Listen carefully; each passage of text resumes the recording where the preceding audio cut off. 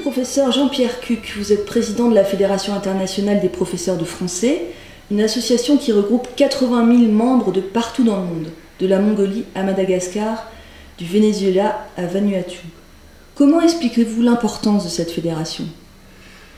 Je crois qu'on peut l'expliquer par trois raisons majeures. La première, c'est l'importance de la langue française par elle-même, qui est une des grandes langues internationales, une langue qui est parlée sur les 5 continents et qui a sa place dans le grand concert international des langues vivantes. Une langue qui est porteuse d'une culture déjà ancienne et affirmée, mais aussi une langue qui est maintenant partagée par un grand nombre de personnes autour du monde et qui est la langue officielle de nombreux États qui sont réunis dans l'Organisation internationale de la francophonie. Bien sûr, par l'importance au sein de ces pays francophones de la France, comme je dirais pays un petit peu berceau de la langue française, avec la Belgique, la Suisse, le Québec au Canada. Donc ça, c'est la première raison. Puis les autres raisons découlent de celle-ci, c'est-à-dire que on évalue qu'il y a environ 800 000 professeurs autour du monde qui enseignent le français, ou bien qui enseignent une autre discipline en français, ou qui enseignent partiellement le français avec une autre langue. Donc vous voyez, c'est une population enseignante extrêmement importante. Et la fédération, évidemment, est la représentante la plus affirmée de tous ses collègues autour du monde. La troisième raison découle aussi de la seconde, c'est que tous ces collègues qui sont inscrits dans une association, qui sont elles-mêmes fédérées au sein de la fédération, ne sont pas simplement des professionnels, des enseignants d'une matière quelconque, c'est aussi des passionnés, des gens qui donnent beaucoup d'eux-mêmes pour l'enseignement de la langue, de la culture française, et qui sont des militants de cette francophonie qui passe par les écoles, qui passe par les universités, par les alliances françaises, par les instituts français. Voilà. Donc, si vous voulez, je crois que c'est les trois facteurs majeurs qui font que la fédération a ce poids important au sein de la francophonie. Vous organisez un congrès mondial tous les 4 ans, et cette année, en juillet, c'est l'AFSA, l'Association des études françaises en Afrique australe, qui accueille le congrès. Pourquoi ce congrès et pourquoi l'Afrique du Sud ? Alors, pourquoi ce congrès ? Parce que cela correspond à une nécessité institutionnelle pour la fédération qui, tous les 4 ans, doit renouveler ses instances.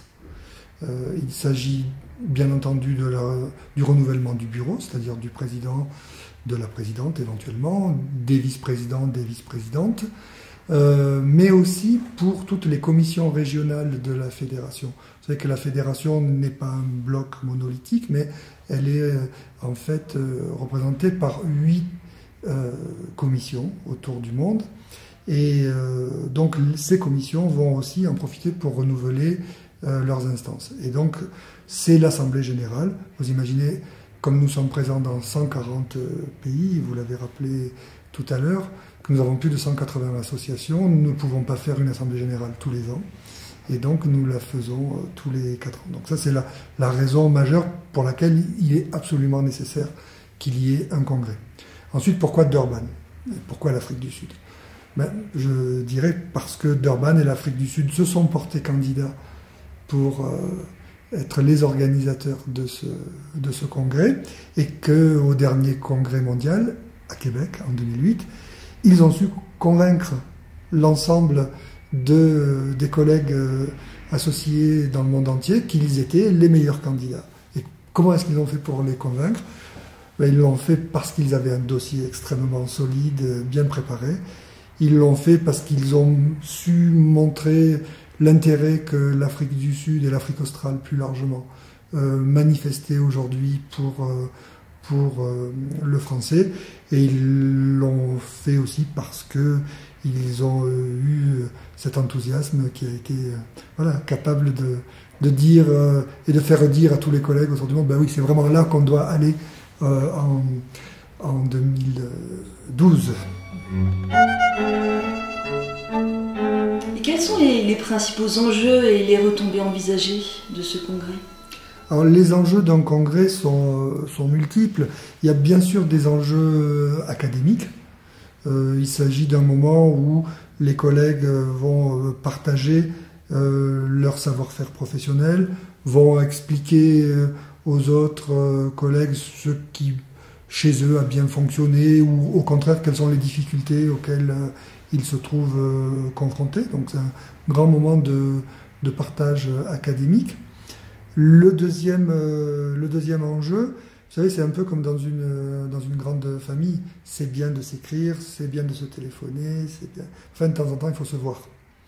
Et là, le congrès, c'est fait pour ça. Les meilleurs souvenirs, souvent, que les collègues ramènent d'un congrès de la fédération, c'est les liens qu'ils ont tissés au coin d'un café, dans un couloir, et dans une sortie qu'on fait ensemble, dans un moment culturel qui a été partagé.